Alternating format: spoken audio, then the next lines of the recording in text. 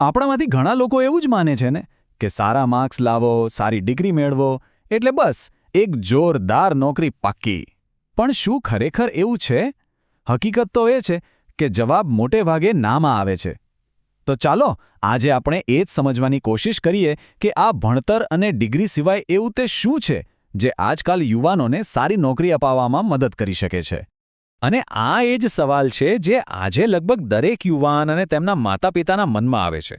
આટલા વર્ષોની મહેનત, સારામાં સારા પરિણામો, છતાં પણ નોકરી શોધવી કેમ આટલી મુશ્કેલ બની રહી છે? આ ખાલી એક ચિંતાનો વિષય નથી, પણ એક એવી વાસ્તવિકતા છે જેને આપણે સમજવી જ પડશે. અને જુઓ, રિસર્ચ પણ આ જ કહે છે. આજકાલ કંપનીઓ માત્ર એ નથી જોતી કે કોઈને કેટલું આવડે છે, પણ એ પણ જોવે છે કે વ્યક્તિ ટીમમાં બીજાઓ સાથે કેવી રીતે કામ કરી શકશે, મુશ્કેલ પરિસ્થિતિમાં શાંત રહીને નિર્ણય લઈ શકશે કે નહીં, અને નવી સમસ્યાઓનો ઉકેલ કેવી રીતે લાવશે. બસ આ જ એ કંઈક અલગ છે જેની આજે બજારમાં માંગ છે. અને આ જ વાત આપણને સ્કિલ્સ ગેપ નામના એક બહુ મોટા મુદ્દા પર લઈ આવે છે. આ ગેપ એટલે શું? એટલે કે કોલેજો જે શીખવી રહી છે અને કંપનીઓ જે ખરેખર શોધી રહી છે, એ બંને વચ્ચેનું અંતર. તો સવાલ એ છે કે નોકરીદાતાઓને આખરે જોઈએ છે શું? તો એનો જવાબ છે સોફ્ટ સ્કિલ્સ. અને અહીંયા જ પર્સનાલિટી ડેવલપમેન્ટના જે પ્રોગ્રામ્સ હોય છે એમનો રોલ શરૂ થાય છે. આ પ્રોગ્રામ્સનો હેતુ કોઈને ટેકનિકલ નોલેજ આપવાનો નથી, પણ એવા ગુણ વિકસાવવાનો છે જેનાથી કોઈપણ પ્રોફેશનલ ભીડમાં પણ અલગ તરી આવે. જરા લિસ્ટ પર નજર કરો.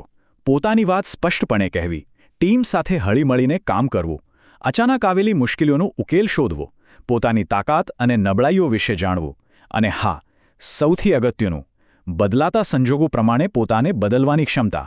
આ ખાલી રેઝ્યુમેમાં લખવા માટેના ભારે શબ્દો નથી, આ તો સફળ કારકિર્દીનો પાયો છે.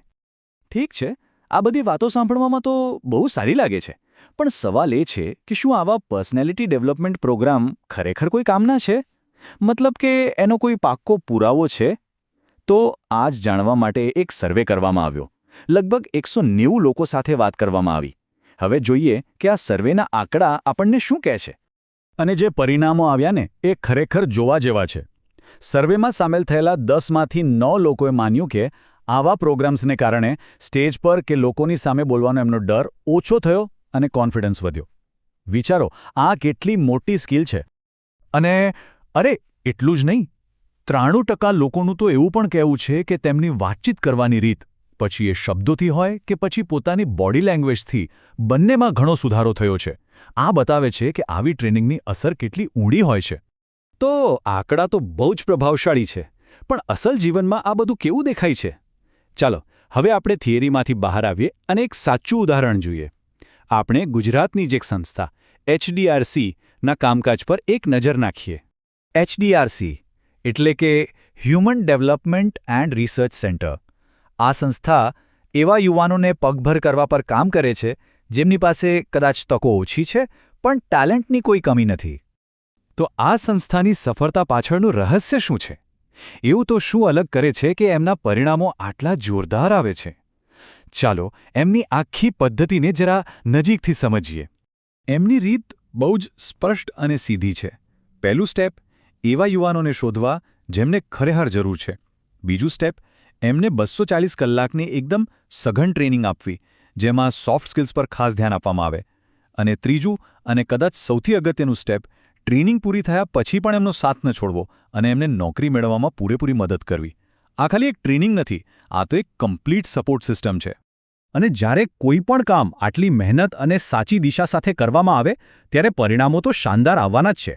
ખાલી છેલ્લા 3 વર્ષની જ વાત કરીએ તો HDRCએ 1000થી પણ વધારે યુવાનોના જીવનમાં બદલાવ લાવવાનો પ્રયત્ન કર્યો છે. અને આ પ્રયત્નોનું પરિણામ સામે છે. એ 1000માંથી વિચારો 710 યુવાનોને સારી જગ્યાએ નોકરી મળી ગઈ. આ તો સીધો 70% કરતાં પણ વધારેનો પ્લેસમેન્ટ રેટ થયો, જે ખરેખર કોઈપણ રીતે જુઓ અદ્ભુત કહેવાય. પણ આ આંકડાઓનો અસલી મતલબ શું છે? એનો મતલબ છે 500થી પણ વધારે પરિવારોની આર્થિક સ્થિતિમાં સુધારો. આ ખાલી એક નોકરી નથી, પણ એક આખા પરિવાર માટે નવી આશા અને સ્થિરતા છે. અને એમની આ સફળતાની નોંધ ફક્ત સ્થાનિક સ્તરે જ નથી લેવાઈ. HDRCને એમના કામ માટે નેશનલ લેવલ પર એવોર્ડ મળ્યો છે. આખા ભારતમાં 55 સંસ્થાઓમાંથી સૌથી વધુ 93% પ્લેસમેન્ટ માટેનું સન્માન.